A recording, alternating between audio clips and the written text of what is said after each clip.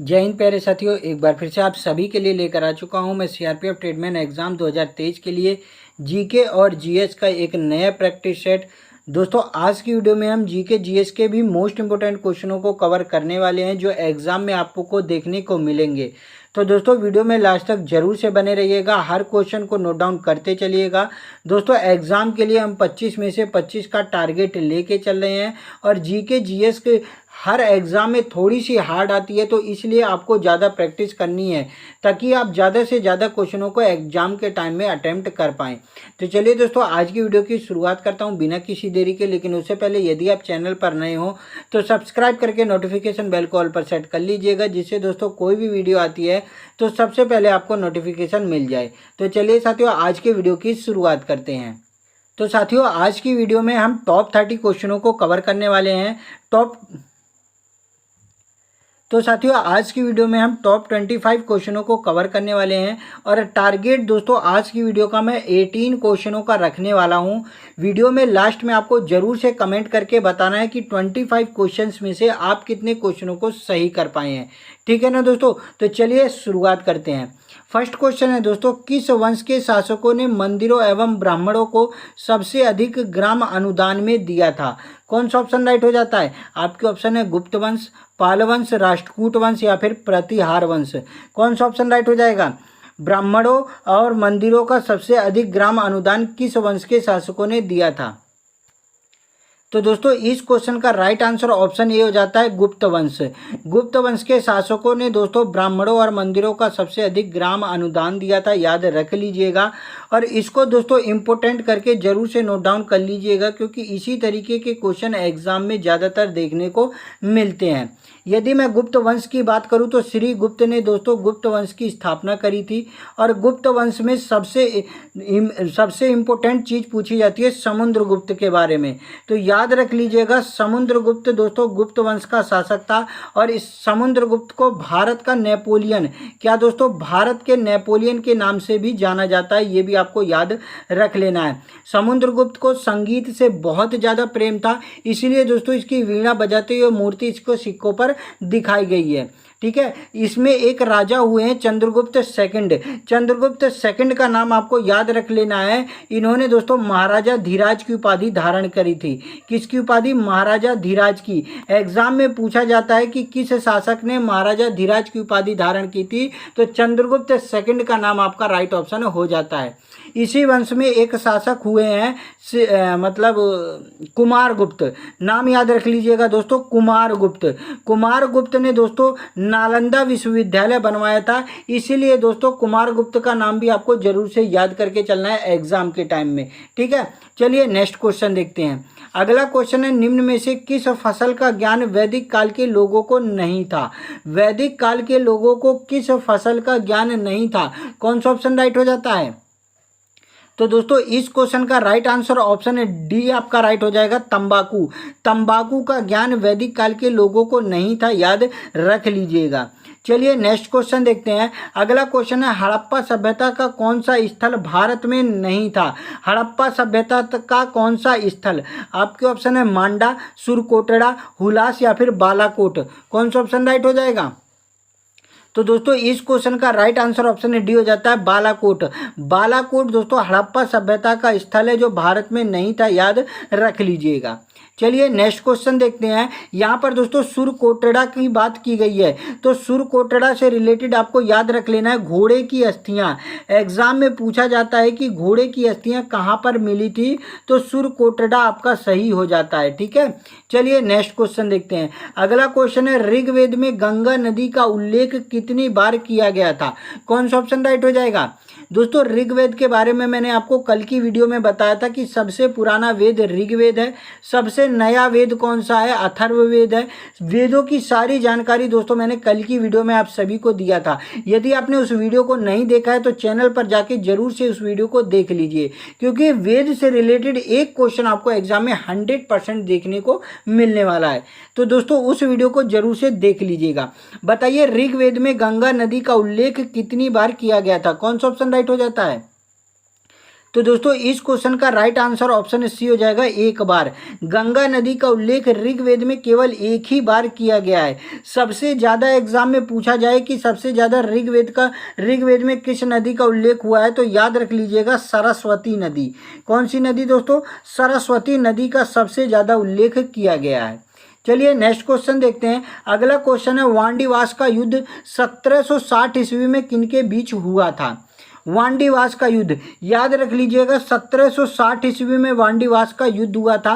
किनके बीच में हुआ था? तो आपका ऑप्शन सी राइट हो जाता है, ब्रिटिश एवं फ्रेंच के बीच में। किनके बीच में दोस्तों? ब्रिटिश एवं फ्रेंच के बीच में यह युद्ध हुआ था। और इसमें दोस्तों ब्रिटिशों ने फ्रेंच को हरा दिया था, ये भी आपको जरूर से याद रख लेना है। कौन हारा था? फ्रेंच हारा था। चलिए नेक्स्ट क्वेश्चन देखते हैं। अगला क्वेश्चन है, किसने अपनी राजधानी मुर्शिदाबाद से मुंगेर स्थानांतरित की थी? मुर्शिदाबाद से मुंगेर किसने अपनी राजधानी स्थानांतरित की थी? तो दोस्तों इस क्वेश्चन का राइट आंसर ऑप्शन है डी हो जाएगा, मीर कासिम।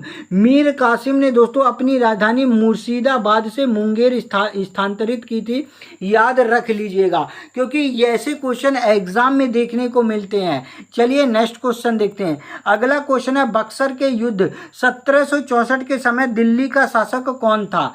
बक्सर का युद्ध जब हुआ था, कब हुआ था दोस्तों? 1764 में। बक्सर का युद्ध जब हुआ था उस समय दिल्ली का शासक कौन था? तो दोस्तों इस क्वेश्चन का राइट आंसर ऑप्शन है डी हो जाएगा, शाह आलम द्वितीय। शाह आलम सेकंड दोस्तों बक्सर के युद्ध के समय दिल्ली का शासक था, याद रख लीजिएगा। ठीक है, दिल्ली सल्तनत काल से दोस्तों काफ़ी सारे क्वेश्चन एग्जाम में देखने को मिलते हैं। तो दिल्ली सल्तनत काल 1206 से स्टार्ट हुआ था और 1526 ईस्वी तक चला था, याद रख लीजिएगा। और दिल्ली सल्तनत से जितने भी क्वेश्चन बन सकते हैं उन्हें सभी क्वेश्चनों को देख लीजिएगा, अच्छी तरीके से याद कर लीजिएगा। मेरे चैनल पर दोस्तों प्रोवाइड करा दी गई है वीडियो, तो उसको जाके जरूर से देख लीजिएगा, क्योंकि दिल्ली सल्तनत हर एग्जाम के लिए मोस्ट इंपोर्टेंट क्वेश्चन हो जाता है। ठीक है, चलिए नेक्स्ट क्वेश्चन देखते हैं। अगला क्वेश्चन है, पंचायती राज विषय किसका है? पंचायती राज विषय है समवर्ती सूची का, केंद्र सूची का, विशेषाधिकार की सूची का, या फिर राज्य सूची का? कौन सा ऑप्शन राइट हो जाएगा? तो दोस्तों इस क्वेश्चन का राइट आंसर ऑप्शन है डी हो जाता है, राज्य सूची। राज्य सूची के लिए दोस्तों पंचायती राज बनाया गया है, याद रख लीजिएगा। राज्य सूची, समवर्ती सूची और संघ सूची तीन होती हैं। राज्य के लिए कानून कौन बनाता है? राज्य सूची। ठीक है, केंद्र के लिए कानून कौन बनाता है? संघ सूची। और समवर्ती सूची क्या होती है? जिसमें दोस्तों क्या होता है, केंद्र और राज्य दोनों कानून बनाते हैं। ठीक है, तो याद जरूर से रख लीजिएगा। यदि आपसे एग्जाम में पूछ ले कि भारतीय संविधान के किस अनुसूची में इनका वर्णन किया गया है, राज्य सूची, संघ सूची और समवर्ती का, तो याद रख लीजिएगा 7वीं अनुसूची। ठीक है, चलिए नेक्स्ट क्वेश्चन देखते हैं। अगला क्वेश्चन है, अंतरराज्यीय परिषद का गठन संविधान के किस अनुच्छेद के अंतर्गत किया गया है? कौन सा ऑप्शन राइट हो जाएगा? अंतरराज्यीय परिषद का गठन। तो दोस्तों इस क्वेश्चन का राइट आंसर ऑप्शन है आपका बी राइट हो जाता है, आर्टिकल 263। आर्टिकल 263 के दोस्तों अंतर्गत राजकीय परिषद का गठन किया जाता है, आपको जरूर से याद रख लेना है। चलिए नेक्स्ट क्वेश्चन देखते हैं। अगला क्वेश्चन है, भारत में मतदान की आयु 21 वर्ष से घटाकर 18 वर्ष कब की गई थी? दोस्तों आप सभी जानते हैं कि मतदान की आयु पहले 21 वर्ष थी, फिर उसको घटाकर 18 वर्ष कर दिया गया। ठीक है, तो कब किया गया और किस संविधान संशोधन के द्वारा किया गया? कौन सा ऑप्शन राइट हो जाएगा? तो दोस्तों इस क्वेश्चन का राइट आंसर 1989 ईस्वी। 61वां संविधान संशोधन अधिनियम 1989 ईस्वी में लाया गया था और इसी संविधान संशोधन के तहत 21 वर्ष से घटाकर 18 वर्ष मतदान की आयु कर दी गई थी। एग्जाम में पूछा जाता है कि महिलाओं को वोट देने का अधिकार कब मिला था, तो याद रख लीजिएगा 1919 ईस्वी में मॉन्टेग्यू चेम्सफोर्ड अधिनियम आया था। कौन सा अधिनियम आया था? मॉन्टेग्यू चेम्सफोर्ड अधिनियम आया था 1919 में। उसी में दोस्तों महिलाओं को पहली बार वोट देने का अधिकार दिया गया था भारत में। ठीक है, जरूर से याद रख लीजिएगा। चलिए नेक्स्ट क्वेश्चन देखते हैं। अगला क्वेश्चन है, विधान परिषद का सदस्य बनने के लिए निर्धारित न्यूनतम आयु क्या है? विधान परिषद का सदस्य बनने के लिए कितनी वर्ष आयु होनी चाहिए? तो दोस्तों इस क्वेश्चन का राइट आंसर ऑप्शन ए हो जाता है 30 वर्ष। 30 वर्ष आयु होनी चाहिए विधान परिषद का सदस्य बनने के लिए, याद रख लीजिएगा। चलिए नेक्स्ट क्वेश्चन देखते हैं। अगला क्वेश्चन है, रेड इंडियन जनजाति किस क्षेत्र में रहते हैं? रेड इंडियन जनजाति दोस्तों पहले क्या होता था, जो भारत की जनजाति थी जैसे भील हो गई, गोंड हो गई, कोनियाक हो गई, ये सारी जनजाति एग्जाम में पूछी जाती थी। लेकिन अब एग्जाम में क्या पूछा जाता है, दूसरे देशों की जनजाति पूछी जाती है, ताकि बच्चे कंफ्यूज हो जाएं और गलत आंसर दे दें। तो आपको कंफ्यूज नहीं होना है। यदि रेड इंडियन जनजाति की बात की जाए तो आपका ऑप्शन सी राइट हो जाता है, उत्तरी अमेरिका। कहां पर दोस्तों? उत्तरी अमेरिका में रेड इंडियन जनजाति रहती है, याद रख लीजिएगा। ठीक है, चलिए नेक्स्ट क्वेश्चन देखते हैं। अगला क्वेश्चन है, राज्यपाल को शपथ ग्रहण कौन करवाता है? राज्यपाल को शपथ ग्रहण कौन करवाता है? आपके ऑप्शन है मुख्यमंत्री, प्रधानमंत्री, उच्च न्यायालय का मुख्य न्यायाधीश या फिर राष्ट्रपति। कौन सा ऑप्शन राइट हो जाता है? दोस्तों 25 क्वेश्चन आपको एग्जाम में देखने को मिलने वाले हैं जीके जीएस के। ठीक है, जीएस और थोड़ी सी हार्ड आ जाती है। हर एग्जाम का जीके जीएस के क्वेश्चन आप उठा के देख लेंगे, थोड़े से हार्ड क्वेश्चन पूछे जाते हैं। ठीक है, आपके भी एग्जाम में दोस्तों जीके जीएस थोड़ी सी टफ देखने को मिलेगी। बच्चे ज़्यादा क्वेश्चन तक नहीं पहुंच पाएंगे, लेकिन आपको दोस्तों 16 से 19 क्वेश्चन तक अटेम्प्ट करके आने हैं जीके जीएस में। तो प्रैक्टिस उसी हिसाब से करते रहिए। ठीक है, डेली सुबह 7 बजे अपने चैनल पर जीके जीएस की वीडियो में लेकर आप सभी के लिए आ जाता हूं। तो चैनल पर यदि आप नए हो तो चैनल को एक बार सब्सक्राइब जरूर से कर लीजिएगा और अपने सभी फ्रेंड्स में दोस्तों, अपने सभी फ्रेंड्स में शेयर कर दीजिएगा जो भी दोस्तों सीआरपीएफ ट्रेडमैन की तैयारी कर रहे हैं। टेलीग्राम चैनल पर दोस्तों यदि आप अभी तक नहीं जुड़े हैं तो हमारे टेलीग्राम चैनल को जरूर से ज्वाइन कर लीजिएगा, क्योंकि हर वीडियो की पीडीएफ नोट्स मैं आप सभी के लिए टेलीग्राम चैनल पर लेके आ जाता हूं। ठीक है, तो वीडियो को जरूर से दोस्तों एक लाइक कर दीजिएगा। चलिए बताइए, राज्यपाल को शपथ ग्रहण कौन करवाता है? तो दोस्तों इस क्वेश्चन का राइट आंसर ऑप्शन सी हो जाएगा, उच्च न्यायालय का मुख्य न्यायाधीश। उच्च न्यायालय का मुख्य न्यायाधीश दोस्तों राज्यपाल को शपथ ग्रहण करवाता है, याद रख लीजिएगा। चलिए नेक्स्ट क्वेश्चन देखते हैं। साइना नेहवाल का संबंध किस खेल से है? दोस्तों खेल से ऐसे ही क्वेश्चन आपको एग्जाम में देखने को मिलने वाले हैं। एग्जाम में आपसे ऐसे नाम दे देगा और पूछ लेगा किस खेल से संबंधित है, या फिर खेल का एक शब्द आपको दे देगा है। ठीक है, जैसे आपका क्या हो गया, गोल्फ हो गया, गोल्फ का जो गोल होता है वो पूछा जाता है। ठीक है, तो रग्बी का जो भी शब्द होते हैं वो एक तरीके से आपको दे देगा और पूछ लेगा किस खेल से संबंधित है। तो ये सभी चीज़ें खेल से रिलेटेड आपको याद करके जानी है। यदि मैं बात करूँ साइना नेहवाल की, तो साइना नेहवाल दोस्तों ऑप्शन सी राइट हो जाता है, बैडमिंटन से संबंधित है। किससे संबंधित है? बैडमिंटन से संबंधित है। चलिए नेक्स्ट क्वेश्चन देखते हैं। स्पष्ट दृष्टि की न्यूनतम दूरी कितनी होती है? स्पष्ट दृष्टि की न्यूनतम दूरी, कौन सा ऑप्शन राइट हो जाएगा? तो दोस्तों इस क्वेश्चन का राइट आंसर ऑप्शन ए हो जाता है 25 सेंटीमीटर। 25 सेंटीमीटर दोस्तों स्पष्ट दृष्टि के लिए न्यूनतम दूरी होनी चाहिए। चलिए नेक्स्ट क्वेश्चन देखते हैं। अगला क्वेश्चन है, संविधान संशोधन का संबंध संविधान के किस भाग में दिया गया है? संविधान संशोधन आप सभी जानते हैं आर्टिकल 368। आर्टिकल 368 के तहत दोस्तों संविधान में संशोधन किया जाता है।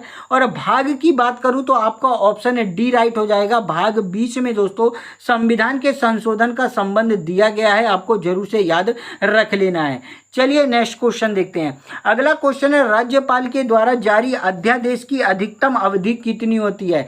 यानी राज्यपाल जो अध्यादेश जारी करता है उसकी अधिकतम अवधि कितनी होती है? कौन सा ऑप्शन राइट हो जाएगा? तो दोस्तों इस क्वेश्चन का राइट आंसर ऑप्शन सी हो जाता है, 6 महीने। 6 मंथ दोस्तों अधिकतम अवधि होती है, याद रख लीजिएगा, राज्यपाल जो अध्यादेश जारी करते हैं उसकी। चलिए नेक्स्ट क्वेश्चन देखते हैं। अगला क्वेश्चन है, लोकसभा में अविश्वास प्रस्ताव न्यूनतम कितने सदस्य द्वारा समर्थित है? यानी यदि लोकसभा में अविश्वास प्रस्ताव को पारित किया जाए तो कितने सदस्यों का वोट मिल जाए और उसको क्या अविश्वास प्रस्ताव को स्वीकार कर लिया जाए, तो कितने सदस्य वोट दें ताकि अविश्वास प्रस्ताव को क्या किया जाए दोस्तों, समर्पित कर लिया जाए, समर्थित कर लिया जाए। कौन सा ऑप्शन राइट हो जाएगा? तो दोस्तों इस क्वेश्चन का राइट आंसर ऑप्शन सी हो जाएगा 50 सदस्य। न्यूनतम 50 सदस्य यदि वोट दे दें तो अविश्वास प्रस्ताव को स्वीकार कर लिया जाता है। ठीक है, चलिए नेक्स्ट क्वेश्चन देखते हैं। यहाँ पर दोस्तों लोकसभा की बात हुई है तो याद रख लीजिएगा आर्टिकल 21 में दोस्तों लोकसभा का वर्णन किया गया है। लोकसभा एक क्या है, निचला सदन है, अस्थायी सदन है, इसको स्थगित किया जा सकता है, बल्कि राज्यसभा को स्थगित नहीं किया जा सकता है, याद रख लीजिएगा। चलिए नेक्स्ट क्वेश्चन देखते हैं। देवप्रयाग नदियों का संगम है, देवप्रयाग नदियों का संगम है, यानी देवप्रयाग में कौन कौन सी नदियां आकर मिलती हैं, कौन सा ऑप्शन राइट हो जाएगा? तो दोस्तों इस क्वेश्चन का राइट आंसर ऑप्शन ये हो जाता है भागीरथी और अलकनंदा। भागीरथी और अलकनंदा दोस्तों देवप्रयाग में आके, यानी कहाँ पर, इलाहाबाद में आकर मिलती हैं, और यहीं से दोस्तों ये नदी गंगा के नाम से जानी जाती है। ठीक है, गंगा नदी को बांग्लादेश में पद्मा के नाम से जाना जाता है, याद रख लीजिएगा। चलिए नेक्स्ट क्वेश्चन देखते हैं। अगला क्वेश्चन है किसे किंग्स ऑफ पिलग्रिम्स भी कहा जाता है। देखिए दोस्तों क्वेश्चन इस तरीके से देखिए एग्जामिनर आपको कंफ्यूज कर सकता है। यहाँ पर दोस्तों किंग्स ऑफ पिलग्रिम्स की बात करी गई है, लेकिन यदि किंग्स ऑफ पिलग्रिम्स को हिंदी में कहूँ तो तीर्थ यात्रियों का राजकुमार, क्या दोस्तों यात्रियों का राजकुमार या फिर तीर्थ यात्रियों का राजकुमार कहा जाता है किंग्स ऑफ पिलग्रिम्स को हिंदी में। ठीक है, तो आप कंफ्यूज मत होइएगा, यहाँ पर दोस्तों यात्रियों के राजकुमार की बात की गई है, और ऑप्शन आपका राइट हो जाता है ऑप्शन ए, हेनसांग। हेनसांग को दोस्तों यात्रियों का राजकुमार यानी किंग्स ऑफ पिलग्रिम्स के नाम से भी जाना जाता था। चलिए नेक्स्ट क्वेश्चन देखते हैं। अगला क्वेश्चन है आदि ग्रंथ का संकलन किसने किया था। आदि ग्रंथ का संकलन, कौन सा ऑप्शन राइट हो जाएगा? दोस्तों आज की वीडियो में जितने भी क्वेश्चन लेके आया हूँ ये सभी क्वेश्चन आपके सीआरपीएफ ट्रेडमैन से रिलेटेड मोस्ट इंपोर्टेंट क्वेश्चन है, एग्जाम में देखने को मिलेंगे, तो जरूर से वीडियो को लास्ट तक देखिएगा। हर क्वेश्चन को नोट डाउन करके लर्न करते चलिएगा, ताकि आपको बाद में कोई दिक्कत ना हो और क्वेश्चन आपको अच्छी तरीके से याद रहे। ठीक है, तो याद साथ ही साथ करते चलिएगा। बताइए आदि ग्रंथ का संकलन किसने किया था, कौन सा ऑप्शन राइट हो जाता है? तो दोस्तों इस क्वेश्चन का राइट आंसर ऑप्शन ही हो जाएगा गुरु अर्जुन देव। गुरु अर्जुन देव ने दोस्तों आदि ग्रंथ का संकलन किया था, याद रख लीजिएगा। चलिए नेक्स्ट क्वेश्चन देखते हैं। अगला क्वेश्चन है किसे भारतीय राष्ट्रवाद का जनक माना जाता है। भारतीय राष्ट्रवाद का जनक, कौन सा ऑप्शन राइट हो जाता है? तो यहाँ पर दोस्तों आपका कोई भी ऑप्शन राइट नहीं होगा। यदि बात की जाए कि भारतीय राष्ट्रवाद का जनक, तो नाम आपको याद रख लेना है राजा राम मोहन राय। क्या दोस्तों, राजा राम मोहन राय को दोस्तों भारतीय राष्ट्रवाद का जनक माना जाता है। 1828 में ईस्वी में इन्होंने ब्रह्म समाज की स्थापना की थी। राजा की उपाधि इन्हें किसने दी थी? तो अकबर सेकंड का नाम आपको याद रख लेना है। अकबर सेकंड ने दोस्तों इन्हें राजा की उपाधि दी थी। भारतीय पुनर्जागरण का जनक किसे कहा जाता है? राजा राम मोहन राय को ही कहा जाता है, और इन्हीं की सिफारिश पर दोस्तों सती प्रथा का अंत किया गया था 1829 में, याद रख लीजिएगा। चलिए नेक्स्ट क्वेश्चन देखते हैं। अगला क्वेश्चन है हरगोविंद खुराना को कृत्रिम जीन के संश्लेषण के लिए चिकित्सा के क्षेत्र में नोबेल पुरस्कार कब प्रदान किया गया था। यानी हरगोविंद खुराना जी को नोबेल पुरस्कार चिकित्सा के क्षेत्र में कब मिला था, कौन सा ऑप्शन राइट हो जाता है? तो दोस्तों इस क्वेश्चन का राइट आंसर ऑप्शन डी हो जाएगा 1968। 1968 में दोस्तों हरगोविंद खुराना को चिकित्सा के क्षेत्र में नोबेल पुरस्कार दिया गया था। यदि आपसे एग्जाम में पूछ ले कि प्रथम नोबेल पुरस्कार किसे दिया गया था, तो 1912 ईस्वी में। नाम आपको याद रख लेना है। गीतांजलि किसने लिखी थी दोस्तों? नाम याद नहीं आ रहा उनका, ऐसे ही कुछ नाम था, गीतांजलि उन्होंने लिखी थी, और उन्हीं को दोस्तों भारत में पहला नोबेल पुरस्कार दिया गया था सन 1912 ईस्वी में। ठीक है, तो गीतांजलि किसने लिखी थी ये आपको कमेंट करके बताना है जरूर से। चलिए नेक्स्ट क्वेश्चन देखते हैं। अगला क्वेश्चन है दोस्तों किस मुगल सम्राट ने तंबाकू के प्रयोग पर प्रतिबंध लगाया था। किस मुगल सम्राट ने तंबाकू के प्रयोग पर प्रतिबंध लगाया था, कौन सा ऑप्शन राइट हो जाता है? तो दोस्तों इस क्वेश्चन का राइट आंसर ऑप्शन आपका राइट हो जाएगा सी, जहांगीर। जहांगीर ने दोस्तों तंबाकू के प्रयोग पर प्रतिबंध लगाया था। तंबाकू भारत में कौन लेके आए थे? पुर्तगाली लेके आए थे। कौन लेके आए थे? पुर्तगाली लेके आए थे, याद रख लीजिएगा। यदि आपसे पूछ ले तंबाकू अनुसंधान केंद्र कहाँ पर है, तो राजमुंदरी। कहाँ पर है दोस्तों? राजमुंदरी में है, ये भी आपको याद रख लेना है। चलिए नेक्स्ट क्वेश्चन देखते हैं। अगला क्वेश्चन है दोस्तों आप सभी का, भारत में सबसे कम जनसंख्या वाला राज्य कौन सा है? भारत में सबसे कम जनसंख्या वाला राज्य कौन सा? ऑप्शन राइट हो जाता है। तो दोस्तों इसका आंसर आप सभी को कमेंट दे के बताना है, ये आप सभी के लिए HW है। यदि दोस्तों आपको हमारी वीडियो अच्छी लगी हो तो वीडियो को एक लाइक जरूर से कर दीजिएगा, अपने सभी फ्रेंड्स में शेयर कर दीजिएगा। चैनल पर नए हो तो सब्सक्राइब करके नोटिफिकेशन बेल को ऑल पर सेट कर लीजिएगा, जिससे दोस्तों कोई भी वीडियो CRPF ट्रीटमेंट से रिलेटेड हमारे चैनल पर आती है तो सबसे पहले आपको नोटिफिकेशन मिल जाए। तो चैनल को जरूर से सब्सक्राइब कर लीजिएगा और टेलीग्राम चैनल को ज्वाइन कर लीजिएगा। और यदि दोस्तों आपको मुझसे कुछ भी पर्सनल पूछना है तो हमारे इंस्टाग्राम पेज को फॉलो कर लीजिएगा, सभी के आंसर मैं दूंगा इंस्टाग्राम पेज पर। कोई भी पर्सनल चीज़ें आप पूछना चाहते हैं तो वहाँ पर आप आसानी से पूछ सकते हैं। तो चलिए दोस्तों मिलता हूँ नेक्स्ट वीडियो में, तब तक के लिए जय हिंद जय भारत दोस्तों।